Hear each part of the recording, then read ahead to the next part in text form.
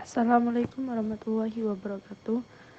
Pertama-tama, terima kasih kepada dosen pengampu Bapak Ikhwan Firmansyah MPD dan saya Siti Royhana selaku moderator kelompok 16 bersama rekan saya Siti Yulifa.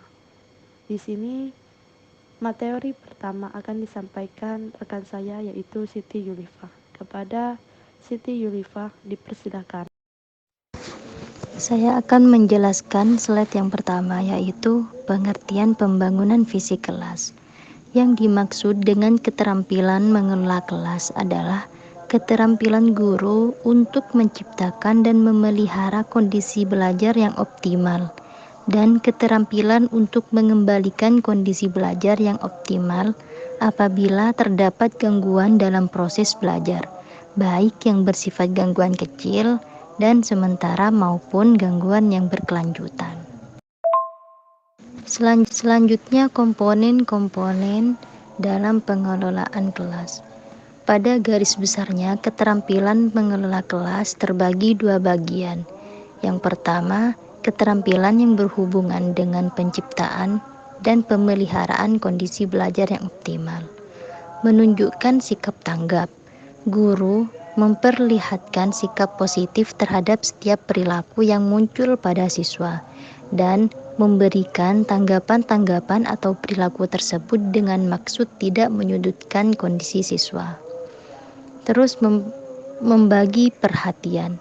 Kelas diisi lebih dari satu orang, akan tetapi sejumlah orang yang memiliki keterbatasan yang berbeda-beda yang membutuhkan bantuan dan pertolongan dari guru. Selanjutnya, memusatkan perhatian kelompok.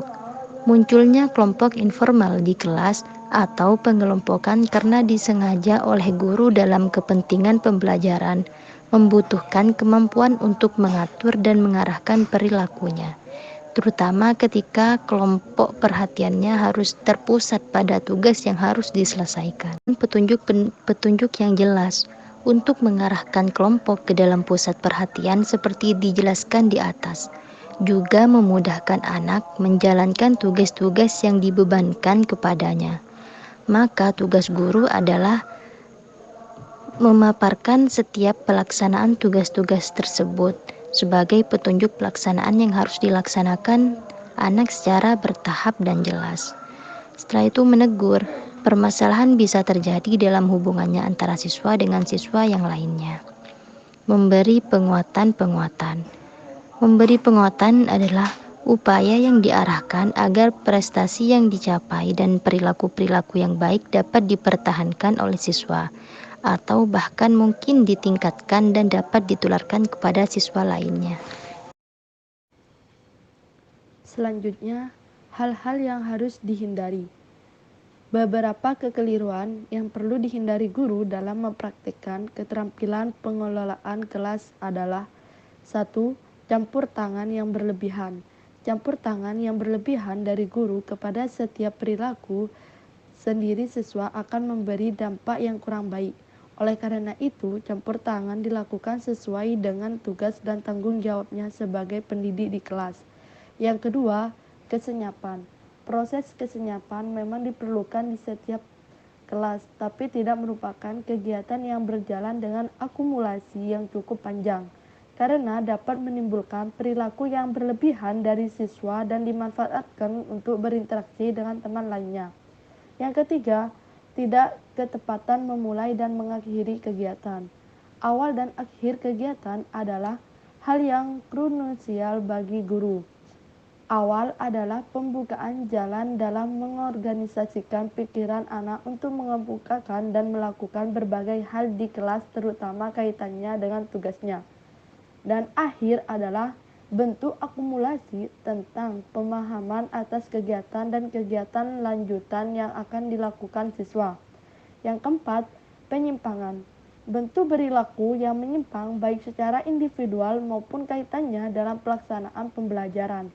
Yang kelima, bertele-tele, kata atau kalimat yang bertele-tele dan kegiatan yang bertele-tele akan menimbulkan kebosanan dan ketidaknyamanan ketika hal itu tertuju pada satu orang saja atau pada satu pokok pembahasan saja.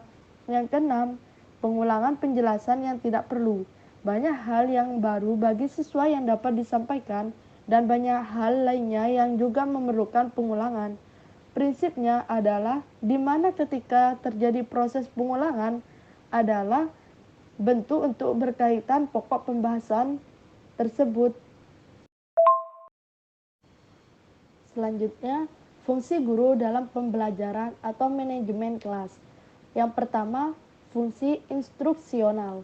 Sepanjang sejarah keguruan, tugas atau fungsi guru yang sudah tradisional adalah mengajar atau to teach, yaitu satu, menyampaikan sejumlah keterangan-keterangan dan fakta-fakta kepada murid. Yang kedua, memberikan tugas-tugas kepada mereka. Dan ketiga, pengoreksian atau memeriksanya. Yang kedua, fungsi edukasional. Fungsi guru sesungguhnya bukan hanyalah mengajar, akan tetapi juga harus mendidik atau to educate. Fungsi education ini harus merupakan fungsi sentral guru. Yang ketiga, fungsi manajerial. Fungsi kepemimpinan atau manajerial guru ini dalam administrasi sekolah modern tidak hanya terbatas di dalam kelas, akan tetapi juga menyangkut situasi ke sekolah di mana ia bekerja, bahkan menyangkut pula kegiatan-kegiatan di dalam masyarakat. Cukup sekian pembahasan dari kelompok 16, kurang lebihnya mohon maaf. Wassalamualaikum warahmatullahi wabarakatuh.